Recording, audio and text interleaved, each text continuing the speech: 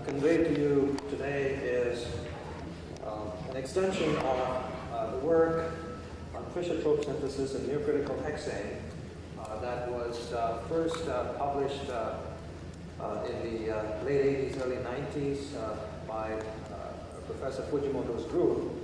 And the message I want to convey here is that in order to rationally exploit Fischer-Tropsch synthesis using neocritical media, one has to do pressure tuning, systematic pressure tuning studies. So I'll start out by giving some background on neocritical fluids and the properties that make them attractive for exploitation in heterogeneous gas-solid catalytic reactions.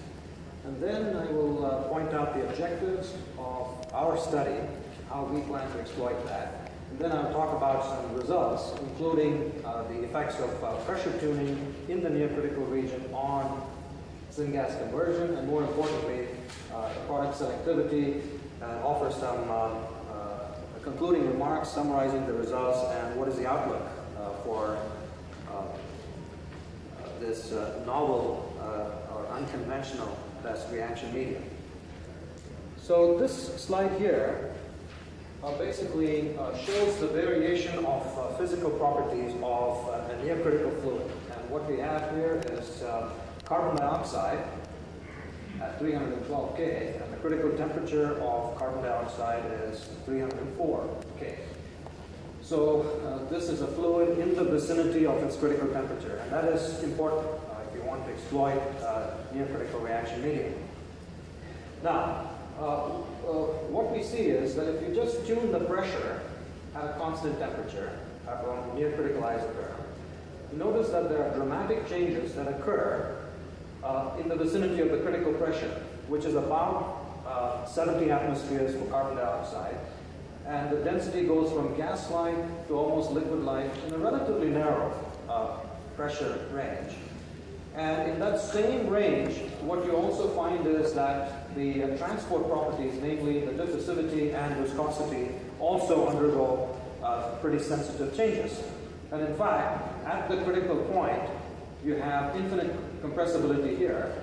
And of course, this limit is where you have virtually no compressibility. That's the liquid phase. And in general, reactions are carried out either in the gas phase or in the liquid phase. And I can give you a number of examples, and actually including Fischer-Tropsch, for which neither one of these two conventional phases is optimal. And it turns out that the properties afforded by this neocritical region provide the optimal conditions. And for example, if you look at this blue line, the density here is about 0.4, which is liquid-like.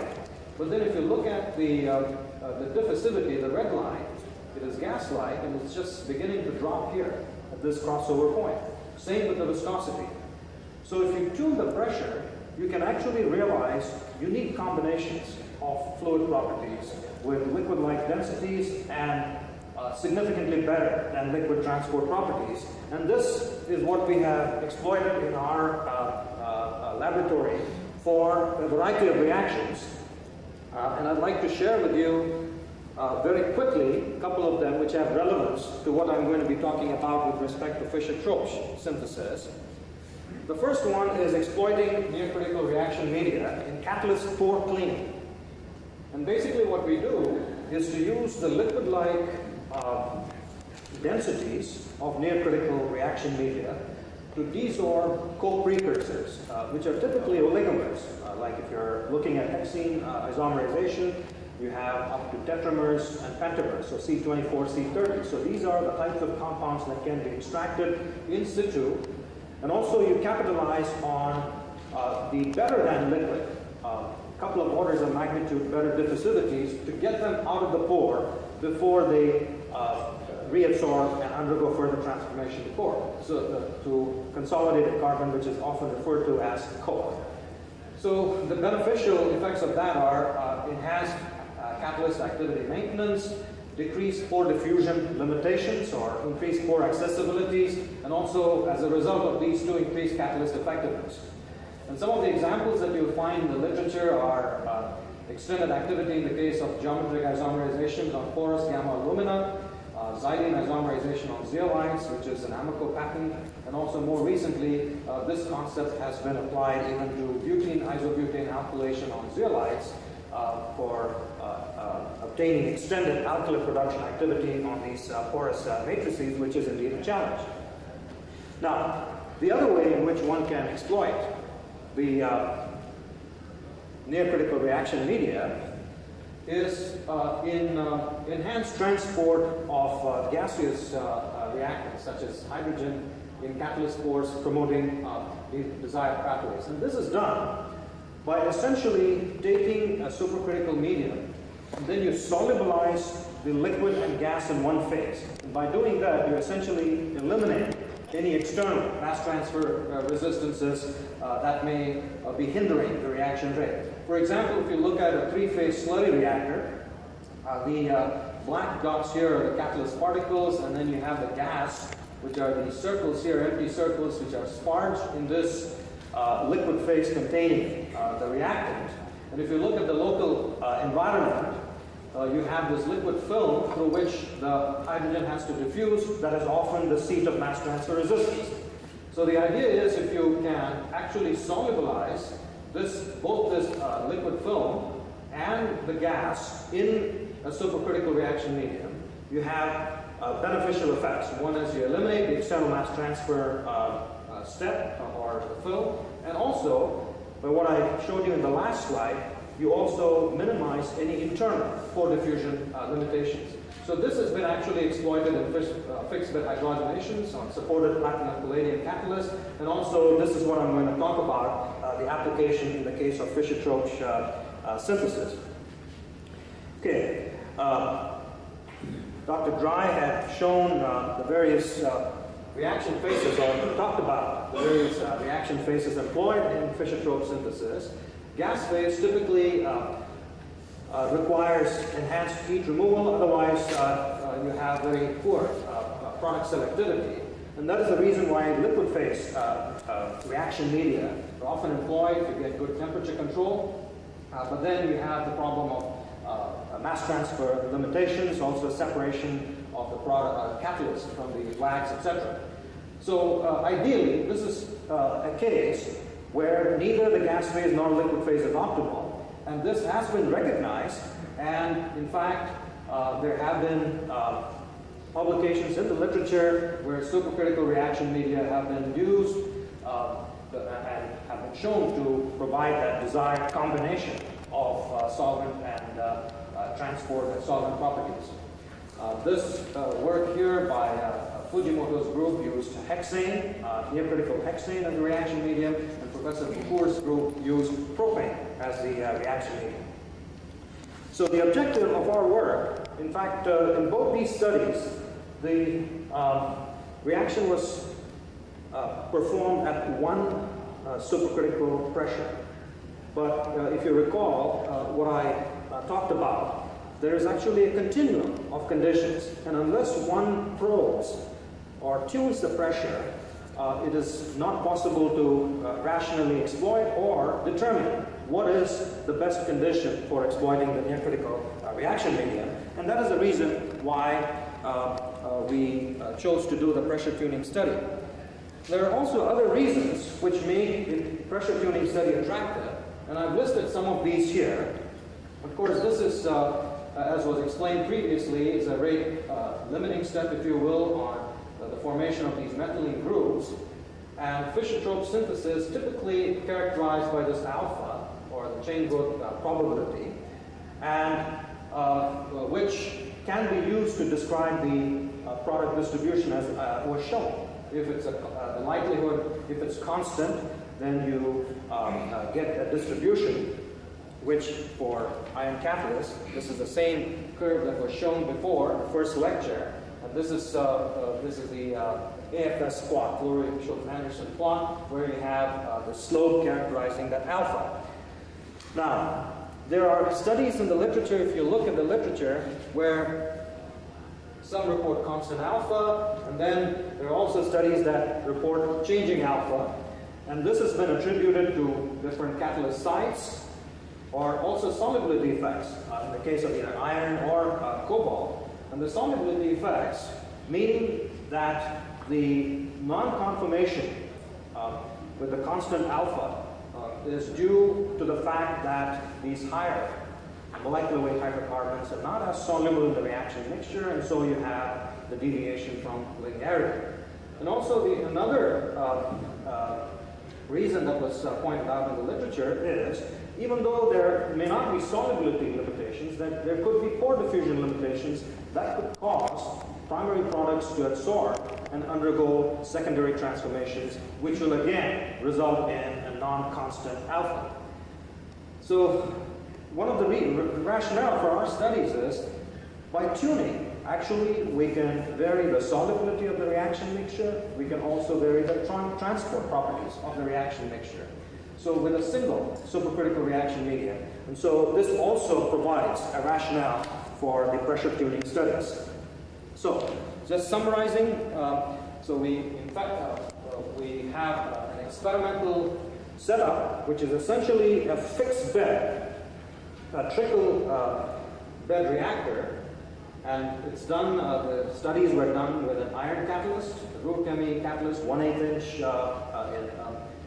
in size, right cylindrical, pre-treated according to standard procedures here, and these are the conditions. And notice what we did was we maintained a constant space velocity for the syngas, and also the diluent was the same. So what was changed is essentially the pressure in the reactor. So we tuned the pressure in the reactor from 35 to 70 bar. And why is hexane chosen? The reason is hexane is a critical temperature of 231 degrees Celsius. So at the reaction temperature, which is the desired temperature for this iron catalyst, this reaction mixture will have these tunable properties because of the high compressibility. So I want to show you very briefly the setup. This is the feed section where we meter out the syngas. This is for pretreatment, and also the hexane, which is a reaction medium. We mix it here. This is our reactor setup. As I said, it's a downflow reactor, trickle bed mode, with a fixed catalyst bed. And then we have this micrometering valve, stepper motor driven, with which we can actually control the pressure. And then we essentially have online analysis. We use a hot wax trap to trap out the hydrocarbons greater than C20. The ones below that are then taken to this online GC, which has a capillary column, packed column analysis for the real gases, capillary column for the hydrocarbons. Now, the procedure, how we calculate conversion, these have been published in the literature in the INDC research paper in 1997. I just want to show you that we can get very nice online analysis of these compounds, with this being the fingerprint for the primary alcohol, which is a loop between the previous carbon number and the current carbon number, if you will, corresponding to C11. And then here you have this fingerprint of the primary the alkene, the alkane, and the cis and trans isomers. And we can also analyze water as well. Here, this is in the packed column. We get the hydrogen, the carbon monoxide, carbon dioxide, and methane. And methane is actually the tight component between the FID and the TCD, which we use to actually calculate our conversions and also quantitate the products. Let me go to the results here. What this plot shows is syngas conversion versus time on stream. And I want to mention that in the reactor, there is a profile thermoprobe, so we can actually measure the axial temperatures. And one of the other advantages of using near critical fluids, they also have liquid-like heat capacities. So unlike gas-phase reactions, one can also exploit near critical reaction media to absorb heat of reaction. And so we monitor that, and at our conversions, we have constant temperature profile. So we are measuring all that at this temperature, plus or minus a degree or two at most. Then there's a constant space velocity, and what we notice here is steady syngas conversion over the duration of the run, which lasts up to here 70 hours or so.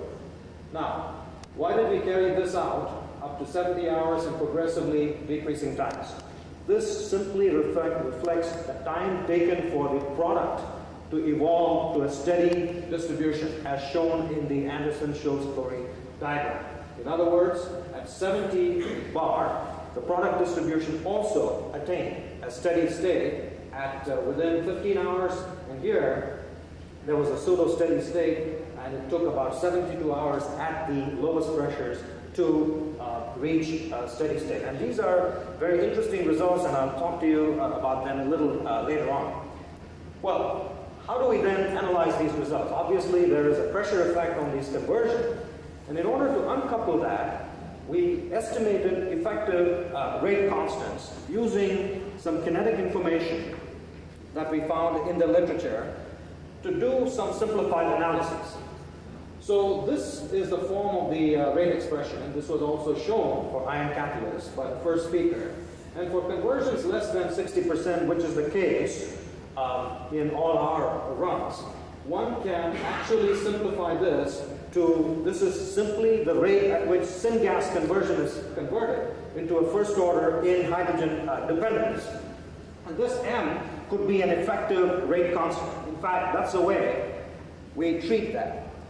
Eta K being an effective rate constant, and actually using a 1D plug flow model, knowing the conversions, one can estimate from the syngas conversion this effective rate constant. So we did that for those three pressures that we investigated. And this is the variation of the effective rate constant with pressure. So what we find is that this effective rate constant increases. This is going about a twofold increase here, going from 35 to 70 bar, and it tends to flatten out here. And this flattening out here, which is 2 times the critical pressure, the density, if you look at the density profile of hexane, that flattens out here as well. Now, how do we interpret this effective rate constant? If this were a kinetic rate constant, obviously at a constant temperature, we should not have a dependence here on this pressure. Okay? Now, if this were a mass transfer constant, external mass transfer constant, then increasing the pressure should actually decrease the diffusivity, and so we should have a decreasing trend. So the rational way to interpret this is that the effectiveness factor, the catalyst effectiveness factor, increases as we go from here to here, which means as we go, this is diffusion controlled, and as we are going here, it should be kinetically controlled, which means that there should be a difference in the product distribution as well. If this were so, here our product distribution should follow the Anderson-Schultz-Flory kinetics, and here there should be signs of transport limitations. And in fact, we do find that there is not a straight slope or a single slope here, and here the distribution does tend to a single slope. Now let me just show you quick mathematical analysis based on diffusion reaction equations to show how we can interpret the effectiveness factor. So essentially the effectiveness factor at P1, eta K1 is about 1.4, and eta K2 is 2.75. So basically, since K is constant, which is the intrinsic kinetic constant, if you will, for syngas conversion at the temperature, the difference here is about 2, right? In other words, the ratio. So if you assume diffusion control reaction at 35 and 55 bar, we know from the effectiveness factor versus telemodulus correlation that this translates to phi1 over phi2 is 1.96, and since the phi is inversely proportional to the square root of diffusivity, this simply means that the effective diffusion in the pores at 55 bars is 4 times that at 35 bars. Now, the bulk diffusivity will obviously decrease if you increase the pressure.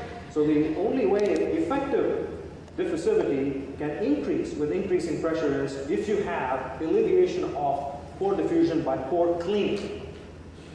And the results that I'm going to show you on product distribution are consistent with this interpretation. First of all, let me show you the evolution of the product profiles. This is how the product distribution evolves at the lowest supercritical pressure. And this at 55, the mid pressure, and then this is at 70 bar. What we find is that at all pressures, we see initially the development of a shoulder at C10, which extends up till C15 at all pressures. But while the shoulder disappears gradually at this highest pressure, in fact, in about less than 15 hours or so, the shoulder persists at this low pressure, and in fact, these dark circles here are the ones, even after 110 hours, you have this. And that is a pseudo-steady state distribution. So, at 35 bars, you reach a pseudo-steady state distribution, but with not a single slope, whereas at 55 bar, you tend towards a single slope with a very semblance of a very slight shoulder, but here we can actually describe the black line with a single slope, and I've just superimposed the product distribution, the pseudo-steady state product distribution, if you will, for the 3 pressures in the supercritical region. And notice that, indeed, at 70 bar, we have a distribution for which the alpha is about 0.8, which is what has been reported on ion catalyst.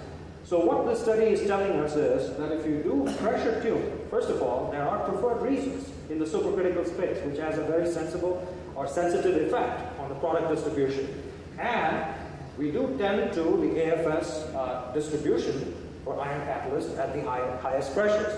Now the questions that one may ask is, what is the primary product selectivity? If indeed this, at 70 bars, the product distribution conforms to the AFS distribution, then the primary product selectivity should also be enhanced there, because you are cleaning out the pores. And in fact, if you, and before I do that, let me show you this. This is the primary product selectivity, and let me just define what the primary product selectivity is. This is defined as the 1 olefin over the 1 olefin plus paraffins at a particular carbon number. And what I'm showing here are simply trends. There is no attempt here to compare numerical values. And what is plotted is the data using propane, supercritical propane at 70 bar by Professor Bukur's group, which is the blue diamond here. Nitrogen at 70 bar, and then within our own. These are comparisons within our own work on ion catalyst, and these were also done on ion catalyst. And what we find is that in our work at the lowest pressure, you do have this decreasing alpha olefin selectivity with increasing carbon number. Okay. And in the case of nitrogen, which has the poorest of solubility, in other words, the solubility parameter is the lowest, you see that the tapering off or the lowering is the steepest here. The fall off is the steepest. And with propane, which slightly better solubility. Now propane has a critical temperature of 96. So at the reaction temperature, it is still a low density gas. It's not as compressible as hexane. So what we find is at 35 bar hexane, again we find this decrease, but at 70 bar, where we find that product distribution characterized by a single alpha, we have almost 80% primary product or alpha olefin selectivity across the carbon number range. And we have also looked at the hydrogen to carbon monoxide usage ratio, and it is about 40% less at the highest pressure. relative to 35 bar. So what this is telling us is the reaction medium, the solubility parameter of the reaction medium does have an effect on this, and it is consistent with the interpretation that we have based on our mathematical analysis, the ASF distribution, and the primary product selectivity, that the enhanced extraction of these olefins, the primary products, does result in alleviation of diffusion limitations tending towards the kinetic limit. Now one can also plot the chain termination probability, and in fact this is simply another way of plotting the Anderson-Schulz flow rate distribution, where this is the number of moles of product at a given carbon number n over the total number of moles of the product greater than n, right? Or n plus 1 to, say, infinity here, to all products which have carbon number greater than n. And when you plot that, if the probability is constant, addition of a C1 monomeric unit is constant, consistent with the AFS formalism, then you should get a constant probability. Otherwise, you will have this decreasing probability or changing, decreasing and increasing, as has been reported for ruthenium catalysts and other situations as well. And what we find is, indeed, at the 70 bar, you do find more or less a constant chain growth probability.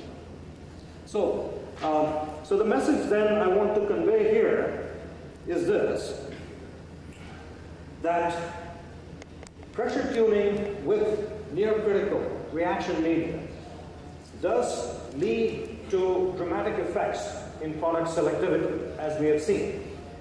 And it tells us that when you're working with a near critical reaction medium, one has to systematically tune the pressure to see if where the regions where the selectivity is optimized. And also what this tells us is that near critical reaction medium would be a good way, with the optimal condition, provides a good way to assess the intrinsic kinetics of the catalyst. In other words, avoiding diffusion limitations, to probe the kinetics of the catalyst. So basically what this is telling us is, on iron catalyst, you know, it is alpha is 0.8, which has been known for several decades now. And again, the other practical information that we got is that if you want to stabilize one olefin or primary olefin selectivity, again, near critical reaction media does provide a very good methodology to do that.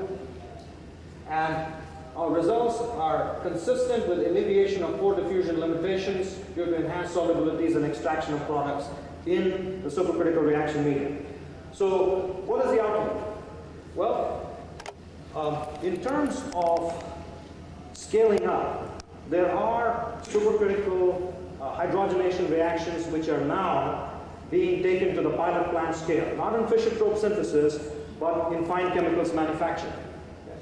And in fact, there are supercritical high-pressure processes. What we are talking about here in Fischer-Tropsch is a moderate, relatively moderate pressure range. And the supercritical processes which are now in the development stage are ones in supercritical carbon dioxide, hundreds of bars. Recently, DuPont announced supercritical CO2-based polymerization process in Fayetteville, North Carolina.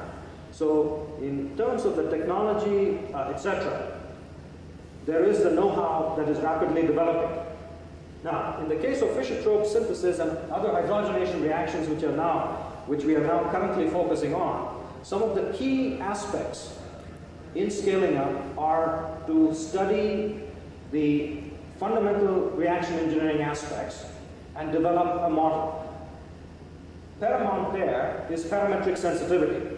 I mentioned about the aspect of the near critical fluids having high heat capacity. And this allows us to operate the reactor. These high pressures allows us to operate the reactor with minimal adiabatic temperature rise. Or in other words, reactions which might be sensitive, parametrically sensitive at lower pressures, can actually become parametrically insensitive at near critical conditions. These are the aspects that need to be probed, and we are probing in an effort to rationally provide the foundation for scaling up these processes. Thank you for your attention.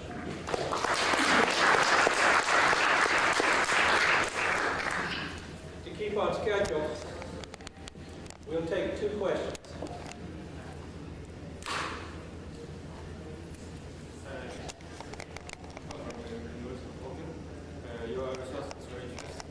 I'm sorry, I'm not able to hear you. I want to check one point. If your total pressure was increased from 65 bar to 70 bar, was the partial pressure of syngas fixed or doubled? If the total pressure of your system increased from 35 bar to 70 bar, how about the change of the partial pressure of syngas? Yes, it does change. But the way we account for that is in the model. So the space velocity is constant. The relative flow rates of hexane and the syngas are constant, what is entering. And of course, when the pressure changes, you do have the partial pressure change, but that concentration effect is taken care of in the modeling. When we back out the rate constants, we can use equation of states and describe those partial pressures, and they are accounted for when we back out the rate constant, okay, the effective rate constant. I'm sorry we have a lot of questions, but we do need to get on to the next topic. Could I please ask you to hold your, see Dr. Subramaniam after our session and cover them a little more thoroughly. Thank you very much.